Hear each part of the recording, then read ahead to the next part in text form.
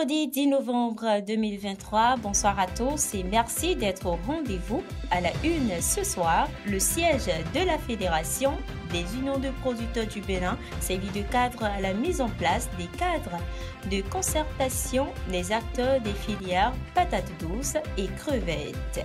Et puis, une équipe de la rédaction a fait une émission chez Christophe Daga, un éleveur de lapins. Le dossier parle de son quotidien malgré son âge avancé.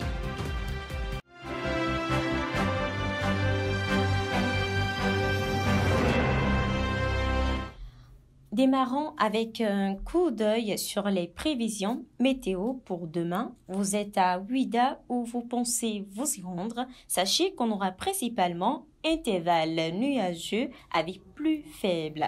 Les températures oscilleront entre 26 degrés Celsius et 30 degrés Celsius pendant la journée et atteindront le valeur maximale aux alentours de 12 heures. Un vent modéré de sud-ouest dominera tout au long de la journée avec des rafales pouvant atteindre les 33 km par heure. Le Fonds national de développement agricole FNDA cherche à renforcer son personnel et a donc lancé un appel à candidature pour 8 nouveaux agents de différentes catégories. Cette annonce a été faite le mardi 7 novembre 2023 par le directeur général Nicolas Aouissoussi et a été diffusée à travers un communiqué. Selon la note, les candidatures doivent être déposées d'ici le mardi 28 novembre 2023. Le siège de la Fédération nationale des unions des producteurs du Bénin a accueilli mardi 7 novembre dernier la première assemblée générale constitutive du cadre de concertation des acteurs de la filière patates douces. Jean-Baptiste Rontonon et Béranger Robonto y étaient suivant le point. Cette assemblée générale marque l'installation d'un cadre de concertation des acteurs de la filière patates douces. Avec une production annuelle de plus de 50 000 tonnes, cette filière nécessite une structuration de ces familles d'acteurs. L'idée que vous avez mise en place aujourd'hui pour mettre le cadre national de concertation des acteurs de la production de patates douces en place est une très bonne initiative et la FIPRO est prête à vous accompagner jusqu'à la mise en place du Bureau national des producteurs de patates. Aujourd'hui, c'est la mise en place d'un cadre de concertation qui ne veut pas dire que nous avons déjà mis en place l'organisation ou la fêtière qui va gérer toute la filière. Mais c'est juste un creuset qui va mener des réflexions pour la structuration de la filière. Et nous sommes dans une dynamique aujourd'hui où le schéma de situation est à deux niveaux, niveau communal et niveau national, pour éviter les pertes d'efforts. Et donc, vous allez vous arrimer quand même à ce schéma en collaboration avec les techniciens de la FIPRO, que je sais que le président mettra à votre disposition pour vraiment organiser cette filière. Pionnier de cette démarche d'installation de ce cadre, la Fédération des unions des producteurs du Bénin, FIPRO Bénin, œuvre pour une bonne gouvernance au sein de cette filière, un engagement salué par les producteurs. Nous allons remercier sincèrement la FIPRO, en particulier son président, M. Aguia. Il fait trop en matière de l'agriculture dans le pays Bénin. Là, il fait trop. Et nous le prions que le Dieu le maintenir pour qu'il fasse promouvoir ses œuvres qu'il avait et les initiatives par rapport à la production, à la promotion des filières. Président Févroton. Do noe mi jan do ni yon wendo ni gwalo nu mi nu mi ni mwaki de me mi si o sa wele mi ton do mi ni po wele mi ton le ni yon ni ma yon an mi ve fondo ko do yiwe mi ka do ko ni do ede sun ma ona gwalo ni bonu kon yi e na yin ton comme de do ali de nu mi we o ma o mi ton e na le di ali nu yesun. Engagés pour mener à bien la tâche qui leur est assignée, les acteurs de la filière patates douces marquent ainsi le début d'une nouvelle dynamique pour la filière. Toujours au siège de la FUPRO Bénin à Boycon s'est tenue l'Assemblée générale constitutive du cadre de concertation des acteurs de la filière crevette. Les assises ont eu lieu ce mardi 7 novembre 2023. Reportage Marie-Chantal Gbogbo, Béranger, Robonuto.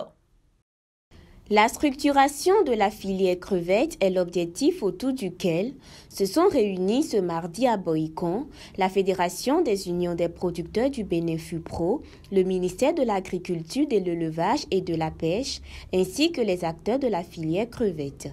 Cette réunion a été consacrée à l'installation du cadre de concertation, une initiative visant à formaliser la filière crevette au Bénin. Il faut qu'on travaille à cette filière pour que d'ici, dans les 6 mois à venir, vous puissiez aller à la fêtière nationale pour le développement économique de notre pays et à tous les acteurs de la pêche continentale. La première étape de ce matin, c'est en fait la mise en place d'un cadre de concertation. Ce cadre de concertation qui va vous permettre de mener des réflexions dans le cadre de la structuration de la filière crevette. Il y aura un petit bureau qui sera mis en place de 7 à 11 personnes pour réfléchir, pour voir quelles sont les zones de production de crevettes, le niveau d'organisation de ces acteurs, qu'est-ce qu'il y a lieu de faire, où en sommes-nous aujourd'hui par rapport à l'organisation de cette filière et quelles sont les actions à mener pour véritablement structurer la filière crevette. Le comité dispose d'un mandat de 6 mois pour mettre en place la structure nationale des acteurs de la filière crevette. Dans cette perspective, la FUPRO réitère son engagement à soutenir le projet jusqu'à l'autonomisation de la filière. Les participants, satisfaits des échanges et des décisions prises, n'ont pas manqué d'exprimer leur gratitude.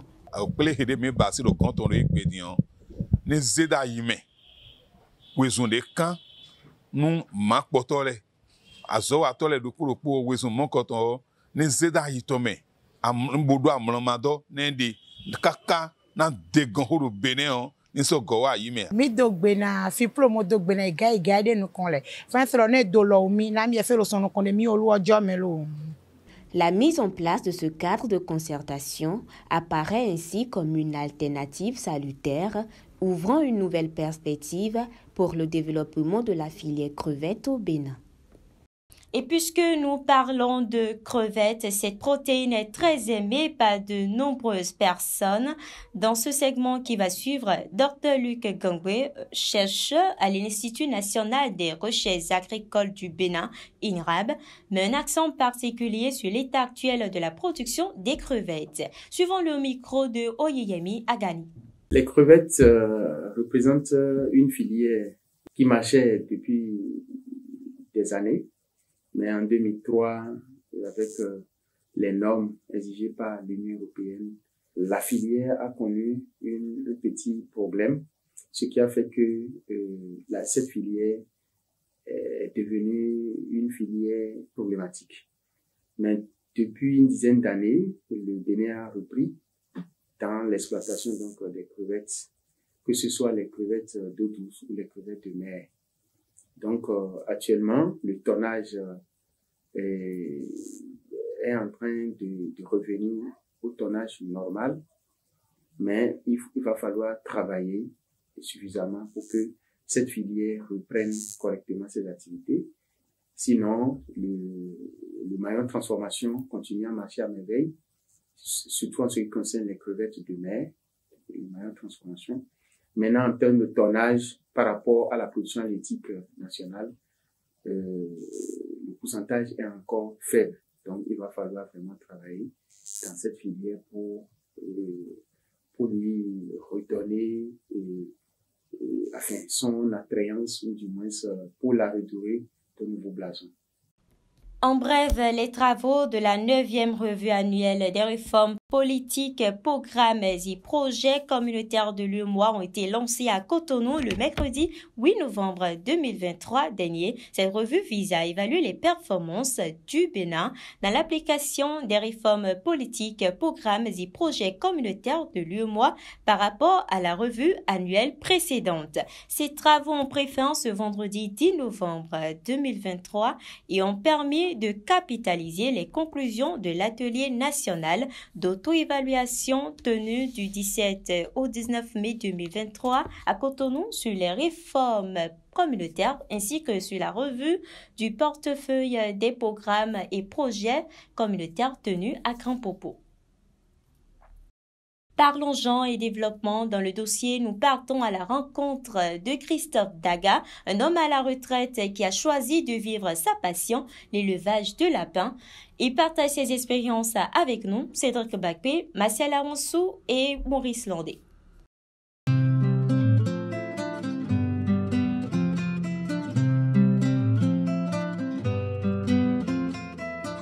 Christophe Daga est un homme âgé, à la retraite, depuis quelques années. Contrairement à beaucoup d'autres de son âge, il s'est consacré à l'élevage des animaux et plus particulièrement les lapins. Le lapin, j'ai commencé à faire ça seulement ici à Djabo depuis 2012. Le lapin, c'est pas une expérience, un animal vraiment prolifique qui peut rapporter beaucoup d'argent si on avait les clients qu'il faut et les restaurateurs qu'il faut. Depuis lors, il a développé une véritable expertise dans l'élevage de lapins.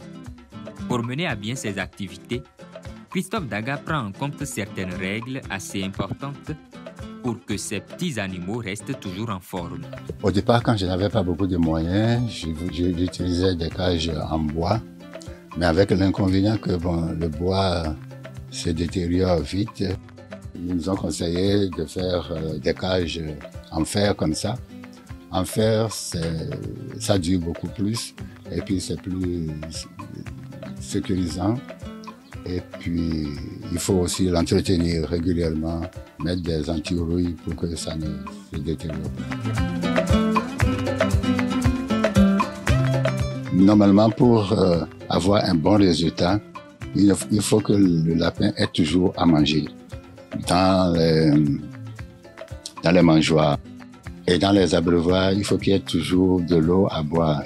Si le lapin est bien nourri, il a toujours ce qu'il faut dans son mangeoire, ça marche bien. Le lapin est très sensible quand tu lui donnes quelque chose qui n'est pas bien, qui n'est pas sain. Il a la diarrhée, et puis ça meurt.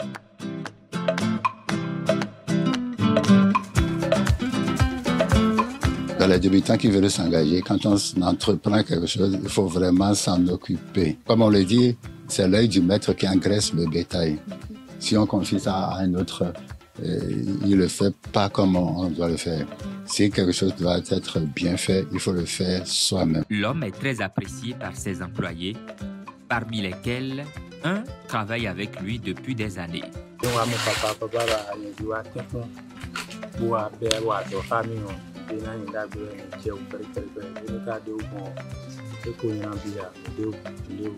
Christophe Daga est une véritable source d'inspiration pour tous. Son élevage est bien plus qu'une activité, c'est un mode de vie.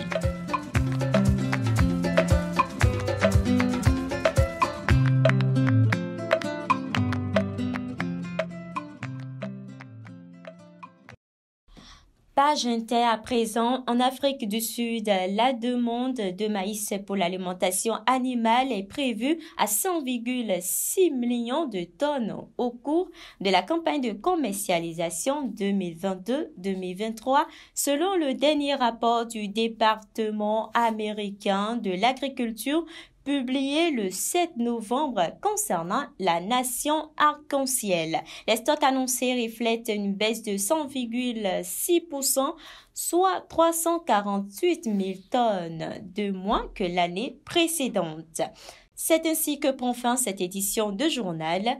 Restez connectés avec nous sur les réseaux sociaux pour ne rien manquer de l'actualité. À la semaine prochaine et bon week-end.